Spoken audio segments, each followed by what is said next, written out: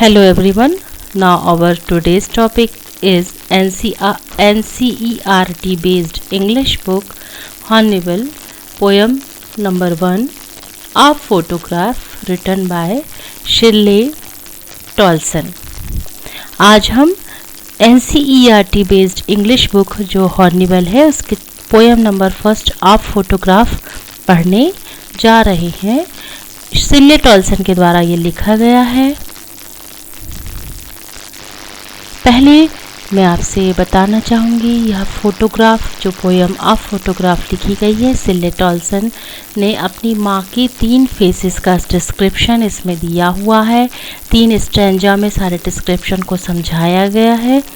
पहले स्टैंजा में कवि की माँ को 12 साल की सुंदर और हंसते हुए चेहरे के रूप में दिखाया गया है। यहाँ वह समुद्र की छुट्टियों पर अपनी 2 चचेरी बहनों के साथ गई हैं। यह कवि के जन्म के पहले का चरण है। दूसरे चरण में अपनी ही तस्वीर पर हंसती मध्यम आयु की माँ का वर्णन है और तीसरे चरण में मौन का एक पर्दा है जो कवि की माँ की मृत्यु कवि के जीवन में छोड़ गई है। So let us start first stanza of this poem. The cardboard shows me how it was.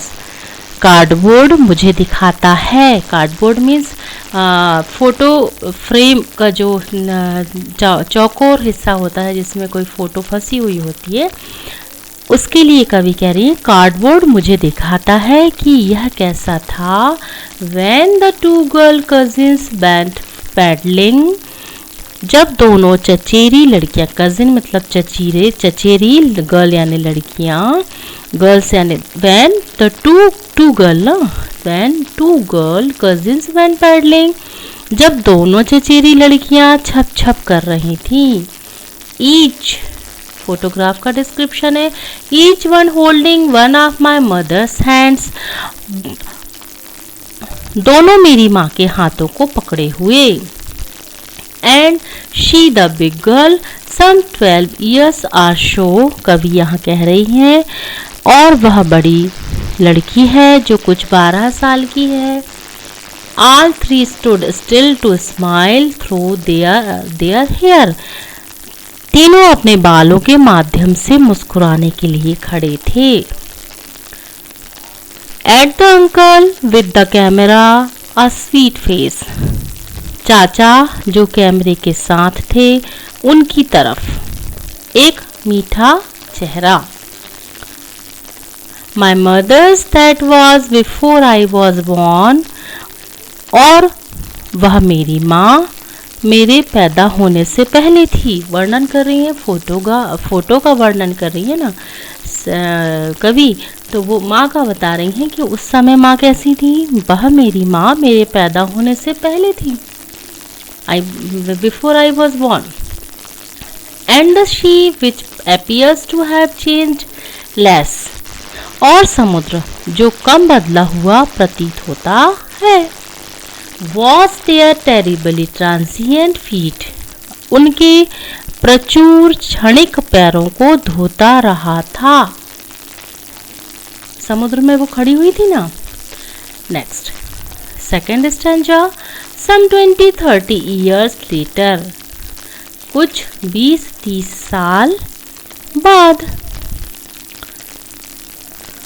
She'd laugh at the snapshot, see Betty and Dolly, कुछ 20-30 साल बाद वह उस तस्वीर पर हंसती थी, देख बेटी और Dolly. She'd say and look how they dressed us for the beach, और हंसते हुए क्या कहती थी, वह कहती और देखो उन्होंने कैसे समुद्र तट के लिए हमें तैयार किया है।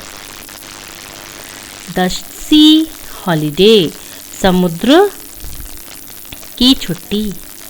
Was her past, वह उसका अतीत था।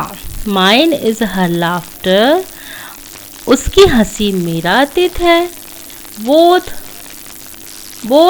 ray with the labored ease of loss means दोनों कटु परिहास करते हैं। With the laboured ease of loss means नुकसान की कठिन उदासीनता के साथ। And last stanza, now she is been dead nearly as many years as that girl lived, यानी अब वह कई वर्षों से मृत है जैसा कि वह लड़की रहती थी।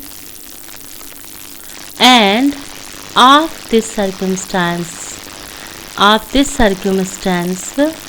its silences, और इस परिस्थिति के बारे में कहने को कुछ भी नहीं, यह खामोशी और चुप्पी है। Snapshot, SNAPSHOT, snapshot means a photograph taken without formal posing of the subject, सहसा लिया गया फोटो। राय जिसको कहते हैं व्राय मीन्स आयरनिक, व्यंग्यपूर्ण या कटु परिहास। WRY व्राय इसको पढ़ेंगे मीन्स आयरनिक, व्यंग्यपूर्ण। The photograph of the poet shows her mother standing at the beach enjoying a holiday with her two cousins. After 20 or 30 years, the mother would laugh at the way she and her cousins were dressed up for the occasion. The poet now remembers her mother with a heavy heart. The photograph revives nostalgic feelings in the poet। तो यह तो थी आपकी a photograph कविता का हिंदी में सरल व्याख्या। अगले वीडियो में हम इसकी टेक्सचुअल एक्सरसाइजेस को करेंगे। Thank you for watching. Have a nice day.